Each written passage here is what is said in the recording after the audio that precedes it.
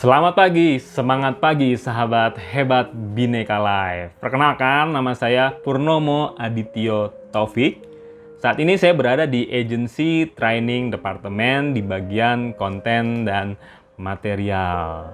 Pada kesempatan kali ini saya akan membahas salah satu modul yang ada di materi virtual selling. Modul yang akan dibahas pada kesempatan kali ini yaitu modul 2, yaitu manajemen dalam virtual selling. Sebelum kita membahas virtual selling itu lebih lanjut, saya akan menjelaskan ilmu manajemen virtual selling. Apa sih yang dimaksud dengan ilmu manajemen? Ilmu manajemen ada ketika manusia sadar bahwa ada gap antara keinginan yang ingin dicapai dengan tujuan atau goals manusia dalam hidup. Butuh ilmu untuk mencapai tujuan tersebut. Jadi butuh ilmu manajemen untuk mencapai tujuan atau keinginan yang ingin dicapai oleh manusia. Saya akan mengemukakan pendapat ilmu manajemen dari beberapa ahli. Di sini ada George R. Terry, dikenal sebagai Bapak Ilmu Manajemen.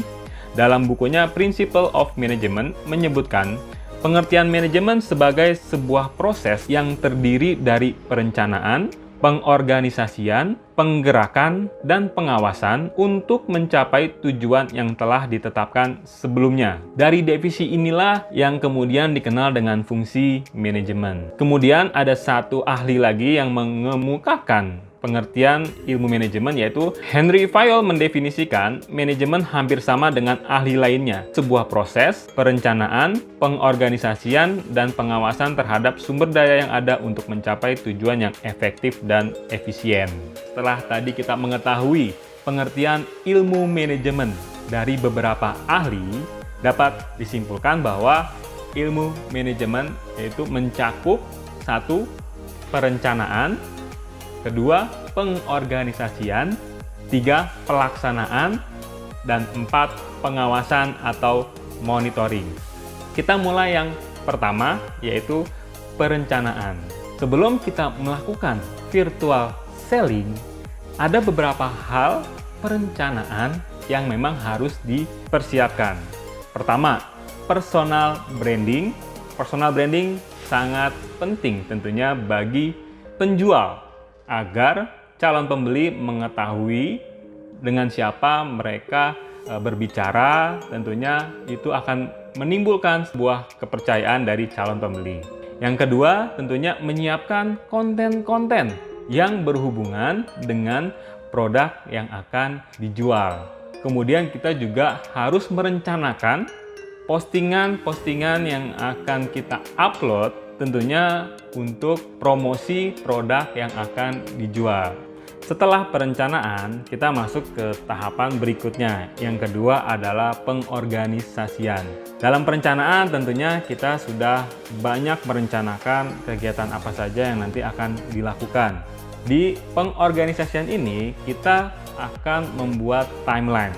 Kegiatan-kegiatan yang sudah direncanakan kapan akan kita kerjakan. Contoh misalnya dalam minggu pertama kita membuat personal branding.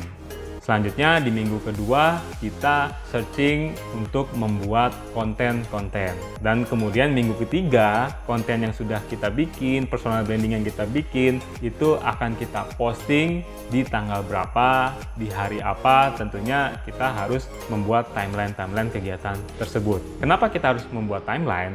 Tentunya sesuai juga dengan pengertian ilmu manajemen bahwa kita akan memanage kegiatan-kegiatan apa saja yang akan dilakukan. Tentunya ini juga akan mempermudah sahabat Bhinneka Live dalam mencapai sebuah tujuan. Setelah tadi kita melakukan pengorganisasian, yaitu dengan membuat timeline kegiatan apa saja yang akan dilakukan, kita masuk ke tahapan ketiga dalam ilmu manajemen, yaitu pelaksanaan. Dalam pelaksanaan ini dibutuhkan konsistensi dan fokus untuk menyelesaikan setiap kegiatan sesuai dengan timeline yang telah dibuat. Contoh tadi di minggu pertama kita membuat personal branding. Berarti kita harus fokus menyelesaikan personal branding dalam 1 minggu. Jika kita tidak menyelesaikan personal branding dalam 1 minggu, tentunya akan mempengaruhi timeline yang sudah kita buat. Tentunya penyelesaian semua kegiatan itu akan mundur atau tidak tepat waktu.